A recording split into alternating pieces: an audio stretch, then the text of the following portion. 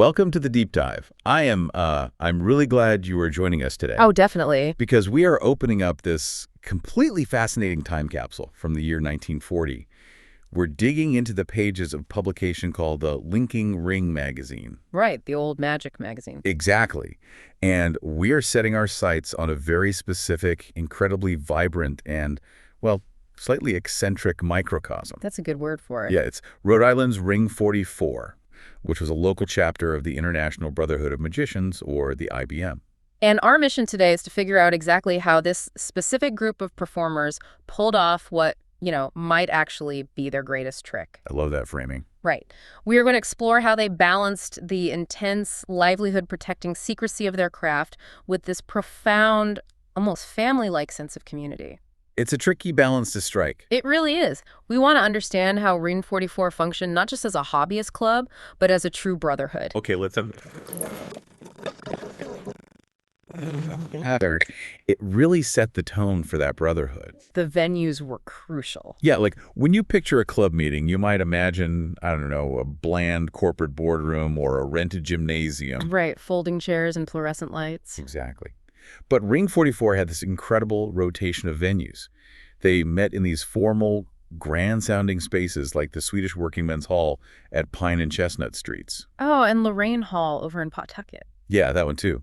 But the venue that really caught my eye, the one that just sounds absolutely magical, is something they called Baker's Miniature Theater. Oh, yeah. Located at 24 Observatory Avenue in North Providence. Just the name alone, Miniature Theater. Well, that shift in venues tells a profound story about their priorities, honestly.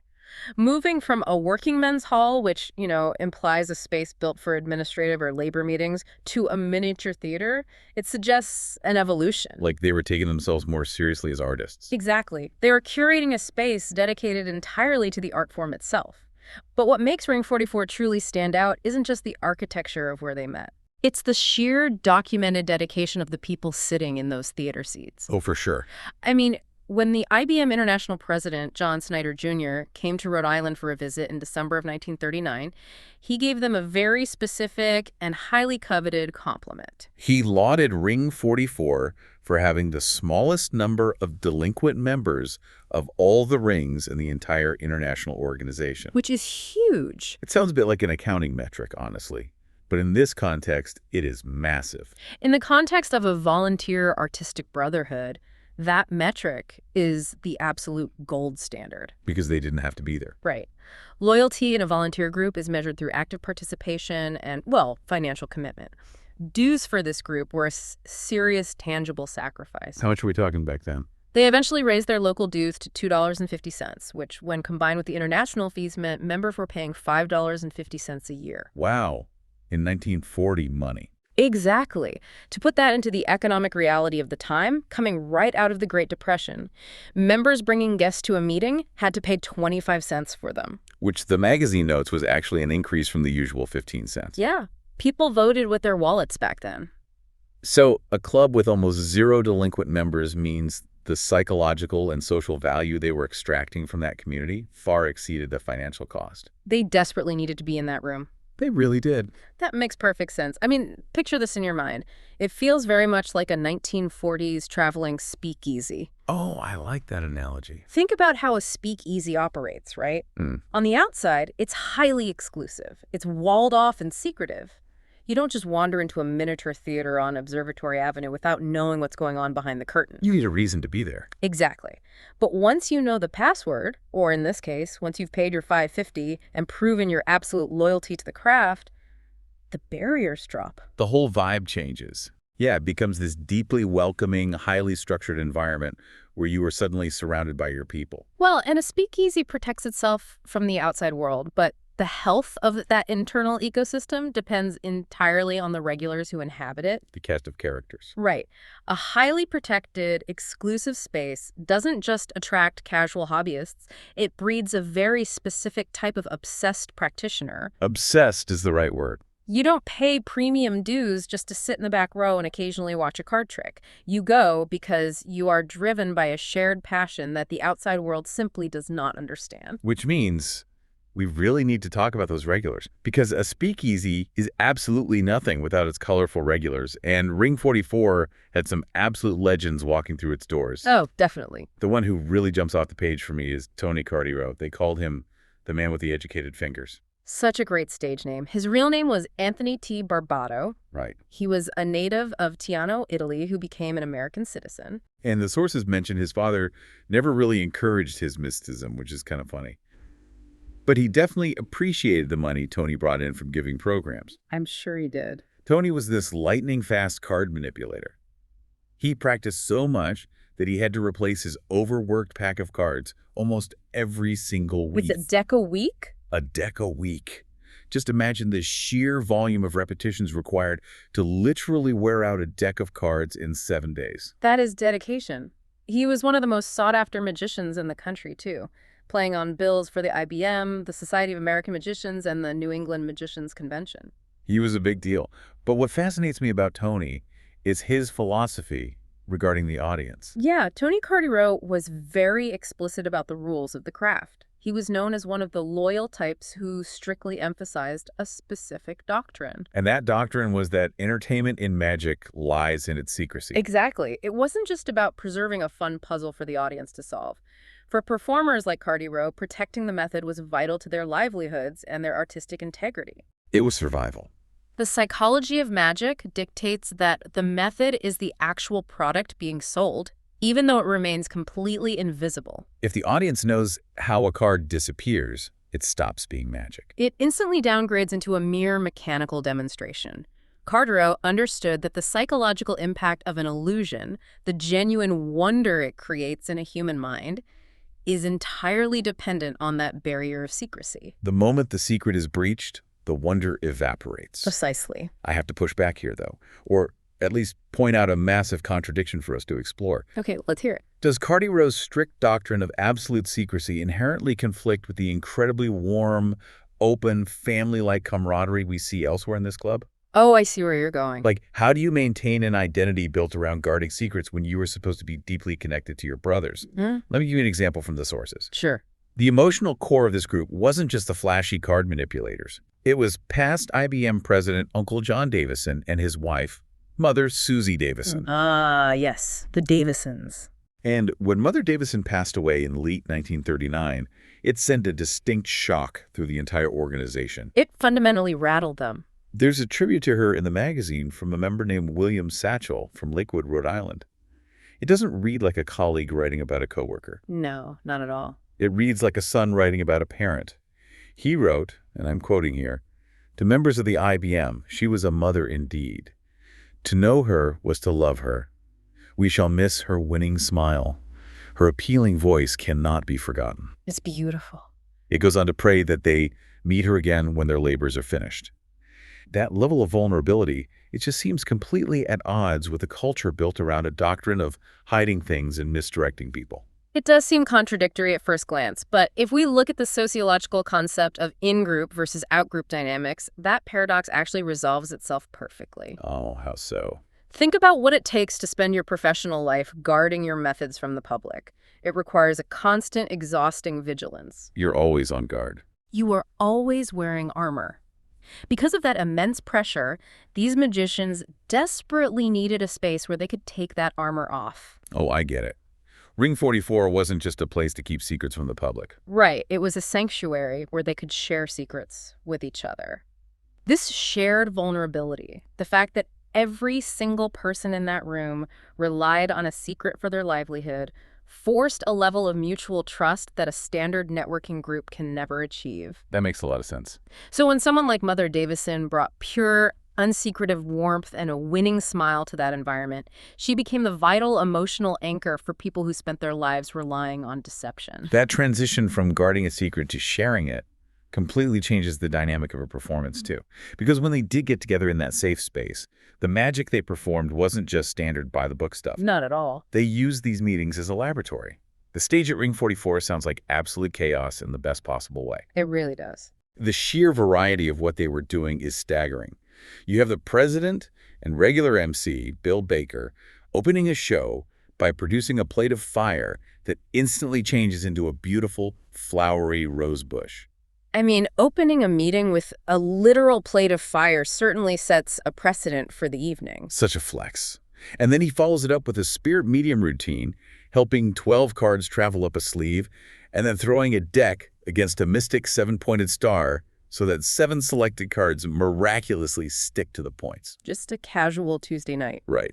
And then you have Bill Chatterley and his vanishing radio. The magazine actually notes that he performs the vanishing radio like a master. And then it issues that incredible cheeky challenge to the readers. Yes. It says if anyone wants to exchange views on the radio trick, Bill hangs his hat at 34 Elbow Street, Providence. He is basically putting it out there like, I just melted a radio into thin air. Here is my home address if you want to come argue with me about how I did it.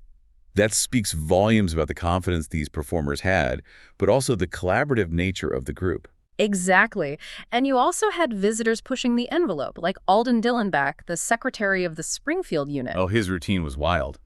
He came down and performed this incredibly complex routine where 3 cards are selected, a corner is torn from each and kept by the audience, the rest of the cards are torn to bits. Okay. And then 1 card, minus a corner, is found on a tray, another inside a metal frame, and the last one inside a fresh egg. Fresh egg. And of course, all 3 torn corners perfectly matched the recovered cards. The statistical impossibility of that is staggering. But even that seems tame compared to the wilder acts. William Satchel, the same guy who wrote that beautiful poetic tribute to Mother Davison, gets up on stage and does his version of cutting a lady in two using silk sashes. A classic. But then there's Everett Ingram, the regional vice president, who performs the magic meat pie. Oh boy. One of the most bizarre routines documented in the magazine. It really is. He produces these large silks from a Hindu tambourine, and then he concocts this meat pie over an actual fire. Sounds messy. Yeah, and when he lifts the cover off the pan, there isn't a pie. A live, incredibly bewildered little guinea pig raises its head and just stares at the audience. That poor guinea pig. I know. The magazine notes that a sumptuous feast followed, which, for the record, I assume was the catering, not the guinea pig. We certainly hope the guinea pig was spared, but looking at this roster of acts raises a crucial question regarding the mechanics of these performances. What's that? Why are they doing these highly complex, sometimes downright bizarre routines for a room full of people who already know how standard tricks are done? Oh, that's a great point. You are performing for an audience entirely made up of other magicians. You cannot rely on traditional misdirection. Yeah, you can't really fool Tony Carderow with a standard card palm. He wrote the book on it. Right. Traditional misdirection relies on predicting exactly where a layperson will look and exploiting their natural blind spots, but magicians know exactly where to look. They know the mechanics. They have to level up. Exactly. To entertain and surprise this specific audience, the performers at Ring 44 had to invent entirely new mechanisms and hidden techniques. They couldn't just perform the trick, they had to perform a meta trick. A trick for the tricksters. These meetings served as a vital, safe laboratory for that kind of invention. If you are going to try to vanish a radio or pull a live guinea pig out of a flaming pan, you don't test the mechanics of that for the first time on a paying audience. No, definitely not. You test it at Baker's Miniature Theater. If the hidden trapdoor sticks or the fire doesn't light, you are surrounded by brothers who understand the mechanics of failure. They will laugh with you, not at you. They pushed each other into an artistic arms race. Yes, an arms race of illusions. That artistic arms race reminds me so much of a jazz cutting session. Oh, I can see that. For anyone listening who isn't familiar with jazz history, back in the day, musicians would gather after the paying clubs closed. They would get up on stage and try to creatively outdo one another. Right, trading solos and things. Yeah, they'd trade saxophone solos, pushing the tempo to impossible speeds, trying bizarre chord changes just to see if the other musicians could keep up. Only here at Ring 44, instead of trading saxophone solos, they are one-upping each other with blindfold card reading, vanishing silks, and live rodents. The jazz analogy works perfectly on a mechanical level, too. Instead of changing a chord progression to surprise a fellow musician, Tony Carderow is changing his standard palm technique mid-trick to catch his peers off guard. He's improvising. He is improvising the mechanics of deception, and just like a jazz ensemble, that kind of individual brilliance, that willingness to take massive artistic risks, only works because of the underlying trust in the group. Which brings us to what happens when you step away from the stage. Because a jazz band eventually has to pack up their instrument. They do. When the stage lights went down, the wands were put away, and the guinea pigs were safely back in their cages, the real magic of Ring 44 revealed itself in how they treated each other in the daylight. Outside of the theater. Exactly. You see that most clearly in their annual outing on June 23rd, 1940. They didn't just meet in a dark theater. They went out into the open air. Vice President Dewey Tongue hosted the gathering at his ranch in Abbott Run, Rhode Island. The magazine actually puts in parentheses, and what a ranch. I love that detail. 60 members, along with their families and guests, showed up for this event. It was a complete, deliberate departure from the secrecy and shadows of their professional lives. Very awesome. Very. You had the formal business meeting at 4 o'clock, but then the atmosphere immediately transitioned. Horseshoe pitching was the main attraction. Great against tense. Oh, the reigning champions, Smithson and Scola, were finally defeated after a grueling 4-game series. I just love that they recorded the horseshoe stats in the International Magic magazine right alongside the card tricks. And then there was the balloon bursting Han test, which sounds like total mayhem. The report literally calls it a free-for-all fight to burst those balloons. And the food. Chairs, tables, and silverware were brought out, and Mr. and Mrs. Tongue served unlimited hot grilled hamburgers right from the fireplace. Plus hot coffee, ice cream rolls with nuts, homemade cookies, and potato chips. Sounds like a perfect summer day. It paints a picture of a truly integrated community where the families were just as involved as the performers. But the most telling detail from that meeting, and from their monthly reports in general, isn't the chaotic balloon fights or the grilled hamburgers. No, what is it? It is the administrative notes. Oh, the cards of thanks. Yes. During that June meeting, they formally read and recorded cards of thanks from the wives of members who had been sick. Wow. Mrs. William Baker, Mrs. William Wallace, Mrs. Everett Ingram, they all wrote to the club to express profound gratitude for the kindness shown to them during recent illnesses. That's a deep level of support. It is. In another meeting, they specifically noted that members H. Byron and Bob Smith were currently recovering in the Marine Hospital up in Brighton, Massachusetts, and the club collectively sent them wishes for a speedy recovery. Think about that for a second. If you are in a professional networking group today, say, I don't know, a group for podcasters or graphic designers, and you get the flu, you're definitely not expecting the entire chapter to rally around your spouse to make sure your family is taken care of. No, absolutely not. That is the definitive mark of their brotherhood. The shared obsession with magic brought them into the room, but the genuine care for each other's physical and emotional well-being is what kept them there. They supported the human being behind the wand. Beautifully said. They tracked the sick, they mourned the dead like Mother Davison, and they celebrated the milestones.